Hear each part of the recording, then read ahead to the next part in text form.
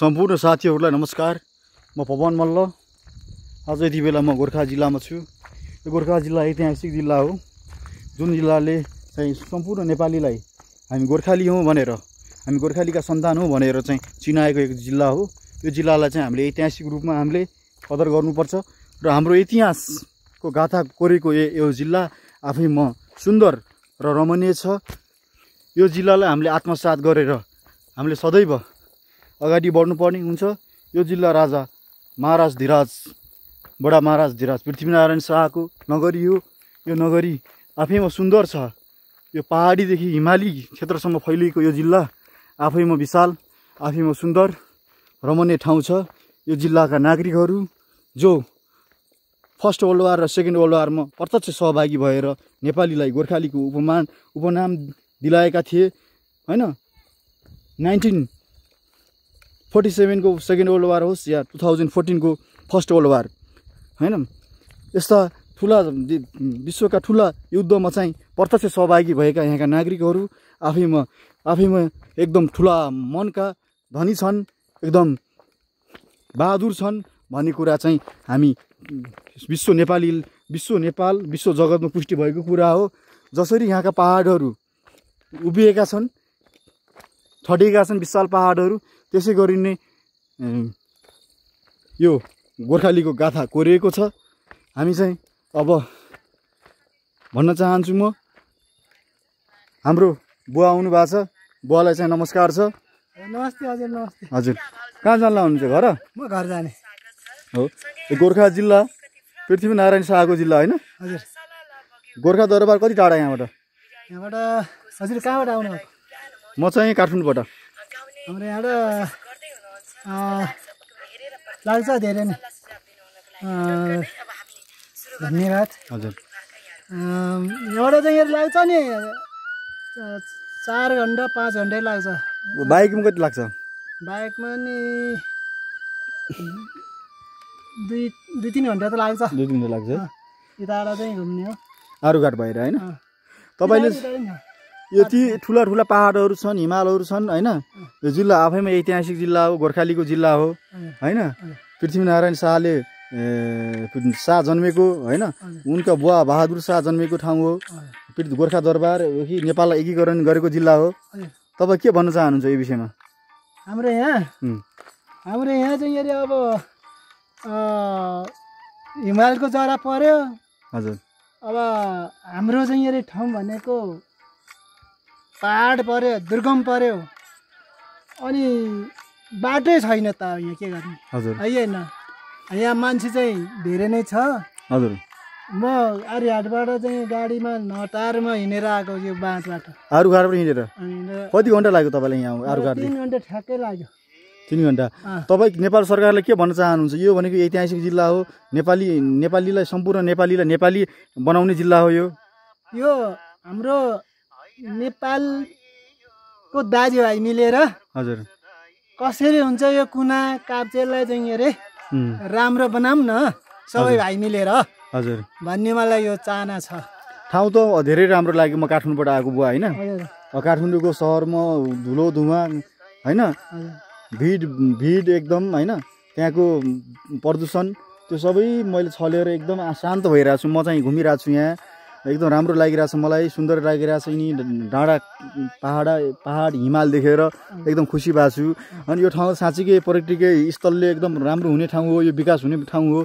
अब यहाँको चाहिँ तपाईँहरूले प्रचण्डलाई जिताउनु भयो, पटक बाबुरामलाई जिताउनु भयो, तपाईँले चाहिँ किन यहाँ विकास भएन? यो अब हाम्रो यहाँ के भएछ भने हजुर बुढोहरू चाहिँ अरे गाउँमा छ। हजुर। ठिटाहरू चुनाव लड्ने बेलामा धेरै पार्टी भएर आउँछ यहाँ। हजुर। ओ पार्टी नि बन्ने, ओ पार्टी नि बन्ने, ओ पार्टी नि बन्ने, त्यो भएर चाहिँ अरे यहाँ के हुनु नि सके छैन। हजुर। यहाँ धेरै बिरालो भयो नि मुसा मार्दैन भने जस्तो भयो। तपाईँहरूले प्रचण्डलाई पनि जिताउनु भयो है? प्रचण्डलाई जितायो नि, बाबुरामलाई पनि जिताउनु भयो, जितायो नि, मन्त्री बनाउनु भयो। तर यो जिल्ला त अब पृथ्वीनारायण शाहको जिल्ला हो, जन्मस्थान हो, यो त ऐतिहासिक जिल्ला हो।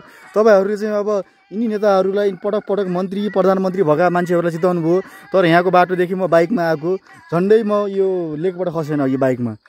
त्यो त बाइकमा पनि सुरक्षित छैन। तपाईँ के भन्न चाहनुहुन्छ अबको यो यी नेताहरूलाई चाहिँ अब लखडी राछन् जेनजी पुस्ताले होइन काठमाडौँमा होइन लखडा लखड भएको छ पार्टीका नेताहरूलाई। तपाईँ के भन्न चाहनुहुन्छ यी पार्टीका नेता सुध्रेर आए ठिक कि अब चाहिँ यो व्यवस्था नै परिवर्तन गरेर अब गोर्खा जिल्लाकै मौलिक इतिहास पृथ्वीनारायण शाहको छोरा नातिलाई यो देश सुम्पिने भन्नुहुन्छ तपाईँ? हामीलाई यो विकास चाहियो हो हजुर, जसले चाहिँ यो चाँडै विकास गर्छ हाम्रो यो जनता मिल्नुपर्छ। हजुर, जनताको अधिकार रहेछ, नेताको अधिकार रहेनछ। हजुर, अनि जनताले जे भन्यो त्यही हुन्छ, त्यो हुनु पर्यो। अब यहाँ हुनु पर्यो। यहाँ चाहिँ जनता मिल्छ, जनताले चाहिँ यहाँ श्रमदान जुटाऊ भने नि हामी जुट्न सक्छौँ। हजुर, अनि यहाँ के हामीलाई भन्छ त्यो हामी गर्न सक्छौँ। हजुर, अब नेताहरूको भर पर्दा केही पनि भएन, यहाँ भएन, यहाँ गति छैन, केही पनि छैन। यहाँ भ्रष्टाचारी यो भ्रष्टाचारी हुनेलाई चाहिँ अब भ्रष्टाचारले हो यो नगरेको। हजुर, अनि अब जनताको हातमा दिनुपर्छ यो कुरा, सबै जनताको। यो हाम्रो जेनजी पार्टी भने नि हाम्रो जनता हो, जनता हो एकदम है होइन? ठिक छ, राम्रो छ। हाम्रो भाइ मेरो छोराहरू हो। हजुर, है हजुर, यो छोराहरूले राम्रो गरोस्, म यसमा चाहिँ अड दिन्छु, भर दिन्छु। हजुर, ज्ञान उनीहरूले नजाने ज्ञानलाई चाहिँ यो बाटो जानुपर्छ बाबु भन्छु। हजुर, है हजुर, सिकाउनु त पर्यो नि। हजुर, यहाँ दर्दनाक कथा रहेछ। तपाईँ आरू घाटबाट हिँडेर आउनुभयो, 2-3वटा पहाड क्रस गरेर सर्टकट बाटो हिँड्नुभयो होला होइन? त्यो पनि कति घन्टा लाग्यो हजुरलाई? मलाई 3 घन्टा लाग्यो। बिहान रोटो जाँदा 4 घन्टा नि बढी लाग्यो। किन यहाँ मोटर गाडी आउँदैन? आइरहेको जाउँ, त्यहाँ दुडा छ बोलेरो, त्यो यहाँको पाहुनाहरू थपिँदा अनि यहाँको चाहिँ बासिन्दा थपिँदा 2-3 टिप लाउनुपर्छ। अनि एक टिपमा चाहिँ त्यो क्षमता अनुसार हिँड्नुपर्छ त्यो बोलेरो। अब यहाँको मान्छे जान्दैन, त्यो क्षमता भन्दा नि बढी चढ्छ अनि डर लागेर म आफै हिँडेको। डर लाग्छ है? होइन, मर्छ नि त नि त्यहाँ। यहाँ दुर्घटना पनि हुन्छ? हजुर, दुर्घटना हुन्छ, गाडी दुर्घटना यहाँ किन हुँदैन त? यहाँ यस्तो चाहिँ पल्टे हुन्छ, त्यो बेलामा भाक्का भाग झगडा पर्छ, होइन? झर्नुपर्छ अनि नझरे त्यो गाडी धान्नै सक्दैन त। त्यही हो, त्यो झर्दै आउँदै गर्ने हो। कति भाडा लिन्छ आरू घाटबाट यहाँको? अब 300 रुपियाँ तिर्छु भन्दा नि मैले हिँडेर आउनु पर्यो। 300? नत्र भाडा कति लिन्छ आरू घाटबाट यहाँको? 300 त्यो बोलेरोले। 300 भनेपछि तपाईँको त्यो बोलेरोमा केही नभए पनि 20जना 15-20 जना ल्याउँछ? त्यति आउँछ। अनि ट्र्याक्टरमा चढेर आयो काठमाडौँ, मेरो बुहारीहरू बसेको त्यो दिनमा 3टा बोलेरोले उसार्दा नि नजानेर अनि एउटा ट्र्याक्टरमा 35 जना चढेर आयो पाहुनाहरू। मेरो बुहारीहरू चाहिँ पाहुनै भन्नु पर्यो, पाउने चाडबाडमा हुने। अनि त्यो पनि रातको 12 बजे आइपुगेको हो। यति बेला यहाँबाट चाहिँ बोलेरो गएको थियो, 2 टिप लाएर 3 टिपको बिचमा त वहाँ पुग्दाखेरि त हाम्रो त त्यहाँ 7 बजी हाल्यो, यहाँ आउँदा त 12 बजायो। अनि त्यो ट्र्याक्टरले कति रुपियाँ भाडा लियो त? अब हाम्रो इच्छाले 300 दिए। 300? ट्र्याक्टर यहाँको ट्र्याक्टर कि उतैको ट्र्याक्टर? उतैको, हाम्रो यहाँ छैन। हो, एकदम यहाँको नागरिकहरूलाई शिक्षा स्वास्थ्य बाटो घाटोमा एकदम असुविधा रहेछ। मैले तपाईँको इन्टरभ्यू ल्याएको छु, यो इन्टरभ्यू चाहिँ मैले सरकारसम्म पुर्याउने कोसिस गर्छु है। ल, यो चाहिँ हजुरलाई म यहाँ यो ठाउँलाई चाहिँ राम्रो गरिदिनेलाई फुलको माला हजुर होइन सलाम दिन्छु, प्रगति होस् भन्छु। हजुरले चाहिँ हाम्रो दुःख पीडा हेर्दै भने हजुर चाहिँ राम्रो प्रगतिमा जानु होला भन्छु म। यो भिडियो म सामाजिक सञ्जालमा हालिदिन्छु। हजुर, ल।